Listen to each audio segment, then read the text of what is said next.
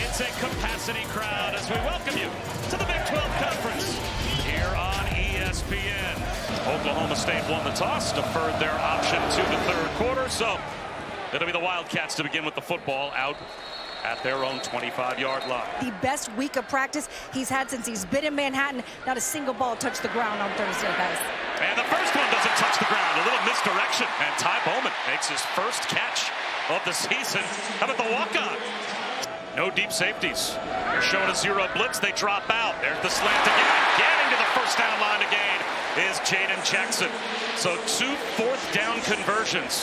Make sure that number 1 is taken care of if you're Oklahoma State. Circle him in motion. Avery Johnson extends the play. He might run. There he goes.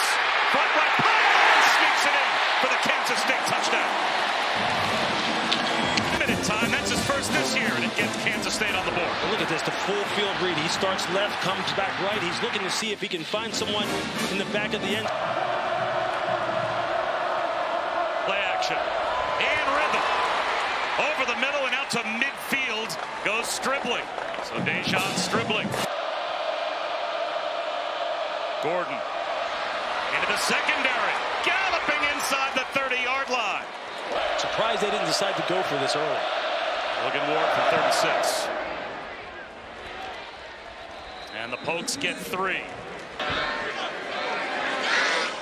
Johnson, swing pass. In stride, DJ Gibbs up the sideline. First down and more. It's 2 throws on that drive that Bowman has to make. And they come away empty. They've got Sessi Vailahi again in as the lone setback. He'll take the handoff, flea flicker. Bowman throws it up the side seam, and it's caught by Stribling. Stribling to the 40-yard line. He might go all the way, and will. The trick play works to perfection for Oklahoma State. The flea flicker touchdown. For a second, on the flea flicker, there you see it. You see him just delay, almost as if he's just trying to lull the safety to sleep, as if he's not a part of the route progression, and then he takes off again as the safety vacates. Alan Bowman puts it on him. Just a timely call on the part of offensive coordinator Casey Dunn, getting his big play guy, Dejon Stribling, who has showed us just how much he has in his arsenal as a wide receiver, being able to win in the short part of the field, the intermediate part of the field. Now here, his run after the catch. And here he just turns on the Jets down the sideline. And man, the pressure is on Georgia for Kirby Smart to go ahead and try and win this game. Avery Johnson, eyes downfield, floats one, and it's intercepted. Corey Black comes up with the pick. Oh. Just really be in the right place at the right time. You see, he's looking front side, he comes back, and then just misfires. And if you're a defensive back, one of your cardinal rules is, look, when you get an overthrown pass from a quarterback, you just got to make sure that you can. Logan Ward missed earlier from short range. This one 31 yards out. And this one he's got. Man, is he a good back. Avery Johnson, play action. Floats to his right, into the end zone. Touchdown. Garrett Oakley. The tight end got loose. And Avery Johnson found him. Down pass. And you're just going to see Garrett Oakley. You're just going to see him release. You're going to see running back go up the seam. Keep an eye on the safety. He gets caught short. Doesn't play this top down. You're going to see he's just going to get too shallow. He kind of gets hung up on the play action fake. And then you see him try to turn and recover. That's Trey Rucker, number 9.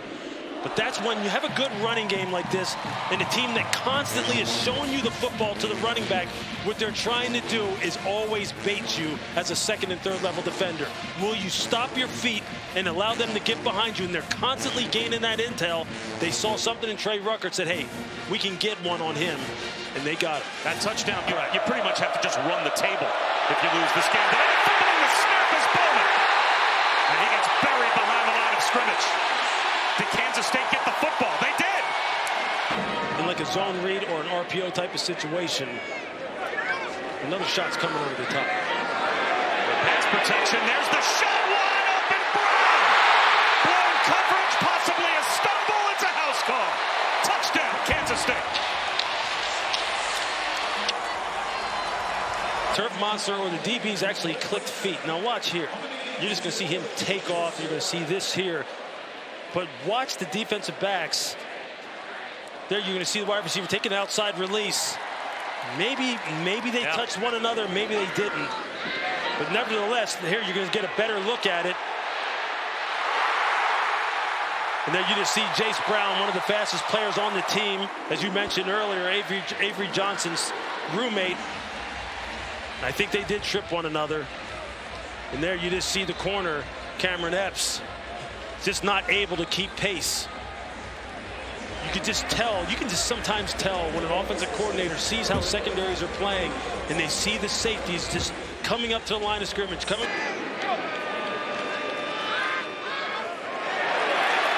tackles again, and getting free is Giddens. He's got his eyes on the end zone, and he'll get there for the touchdown.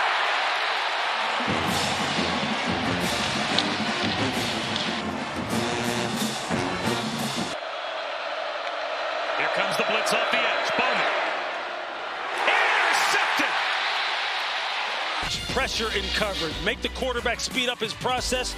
You see the pressure off to his right. And then Marquis Siegel, who's Chris Kleiman, said that that's what he wanted to see. I think they're in a good spot. Brennan Presley, fair catch. Muffs it. Did he touch it? Is it Kansas State ball? Ruling on the field is the ball was not touched by the receiving player. I think he got away with it. He didn't touch it. It came close. Barely bounced to his left. And lucky he didn't take a hop right into him. Man. What do you think his pulse is right now? And they've got it first and goal. Avery Johnson. Jump pass. Touchdown. Perfectly sold the fake. Been here. Just going to wait for the play to develop. Wait for the secondary to look like they're going to bite on the run there. He sees it. Tight end sneaks out. Almost overthrows him. Good thing he's able to leap up and snag that. It's almost an indefensible play when you've been running the football, when your running back has rushed for almost 200 yards on single-digit carries. What do you think you're going to react like when you see anything that looks like run action? You're coming up to the line of scrimmage. This is a great play call on the part of Connor Riley. He's got him right where he wants him now. They don't know what to defend. 28 unanswered for the Cats.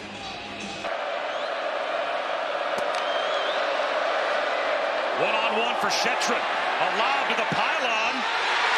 Intercepted in the end zone. Perfectly positioned was Jacob Parrish, and he took it away.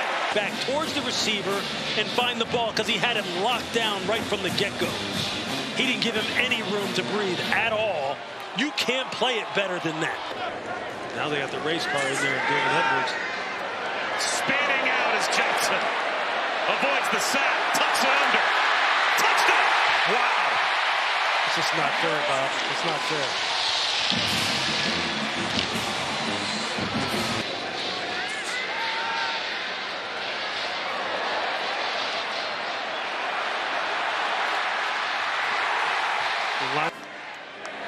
Minute 58 to be exact.